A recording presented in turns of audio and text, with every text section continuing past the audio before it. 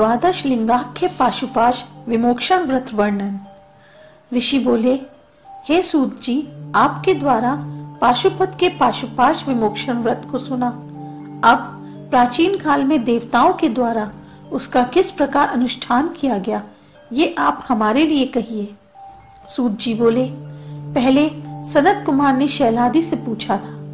नंदी ने उनको जो संक्षेप में कहा है, देव, दैत्य, सिद्ध मुनियों ने उसका अनुष्ठान किया है, वह यही द्वादश लिंगाख्य पशुपाश विमोक्षण व्रत है।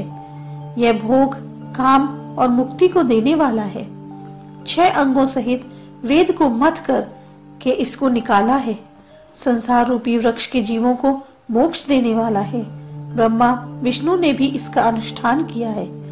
शिव का पूजन साधारण रूप से सभी महीनों में करने की विधि का वर्णन करता हूँ।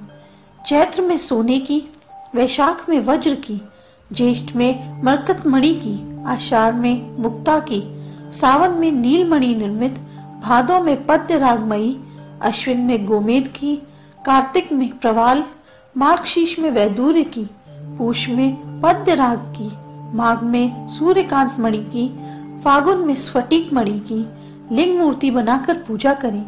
सभी महीनों में सोने का कमल बनाने या चांदी से अथवा केवल कमल से ही पूजा करें। रत्नों के अभाव में, सोना चांदी उनके अभाव में ताम्र व लोहे से कार्य करना चाहिए, अथवा पत्थर की, लकड़ी की या मिट्टी की या सर्वगंधमय शिव की मूर्ति बना लेनी चाहिए। हेमंत ऋतु में महादेव की श्री पत्र से पूजा करें। सभी महीनों में चांदी का कमल जिसमें सोने की कली बनी हो, ऐसे कमल से पूजा करें। अभाव में केवल बेलपत्र से पूजा करें। बेलपत्र में सदा लक्ष्मी निवास करती है। नील कमल में अंबिका, उत्पल में षण्मुख तथा महादेव पद्य में रहते हैं। श्री पत्र को कभी भी त्यागना नहीं चाहिए। गूगल से उत्पन्न धूप सदा सर्व पापों का नाश करती है, अतः धूप दीप हमेशा अर्पण करना चाहिए। सर्व रोगों का नाश करने वाला, सर्व सिद्धि देने वाला चंदन कहा है। श्वेत आग के फूल में साक्षात ब्रह्मा का वास है।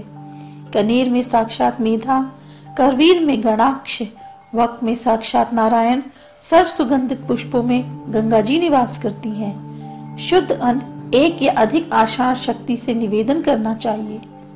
प्राणियों को अन्न दान करने से शंकर जी की तृप्ति होती है। इससे प्रतिमास देव का पूजन करना चाहिए। पूर्णमासी को महादेव जी का व्रत करना चाहिए। इससे सर्व काय की सिद्धि होती है। सत्य, अहिंसा, शौच, दया, शांति, संतोष, दान धारण करके व्रत करना चाहिए। वर्षा के अंत में गोदान तथा बैल की सवारी का त्याग तथा वेद पाठी ब्राह्मण को भोजन कराना चाहिए। शिव क्षेत्र में शिवलिंग की स्थापना करनी चाहिए या उसे ब्राह्मण को दान कर देना चाहिए। इस प्रकार शिव की पूजा करने वाला मनुष्य उत्तम तपस्वी हो जाता है और करोड़ों सूर्य के समान प्रकाश युक्त उत्तम विमान में बैठकर शिवलोक को प्राप्त होता है। यह भक्त शिव पने को, देव पने को, पितृश्वर पने को, गणपत्य पने को पाता है। विद्यार्थी विद्या को, भोगार्थी भोगों को तथा जो भी कामना करता है ये उसको प्राप्त करता है। 1 माह का व्रत करने पर भी मनुष्य रुद्र पने को प्राप्त होता है। यह शुभ पवित्र व्रत देव, किन्नर, विद्याधरों को रुचाता है। विधि पूर्वक ईश का पूजन करने और मूर्धा से प्रणाम करके इस स्तवन का जप करता है वह शिवधाम को प्राप्त होता है। पूर्व में ब्रह्मा ने इस स्त्रोत को 3 लोगों के हित के लिए कहा था, अतः यह स्त्रोत अमूल्य है।